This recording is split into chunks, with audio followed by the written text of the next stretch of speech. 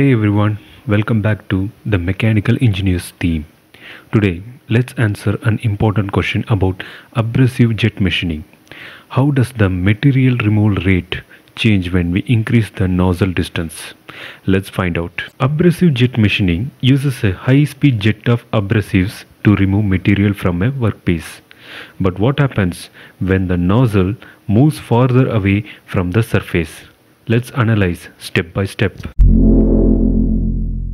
When the nozzle is very close, the abrasives hit the surface with high velocity and energy, leading to maximum material removal, that is, MRR increases.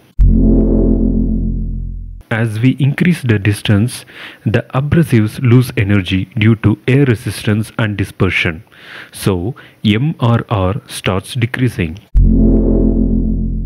After a certain point, the abrasives stabilize and MRR becomes constant for a short range.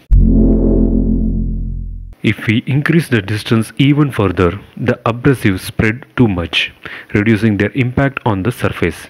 As a result, MRR decreases again. Therefore, if we move nozzle farther away from the workpiece, the MRR will first increase, then it will become stable, and finally it will decrease.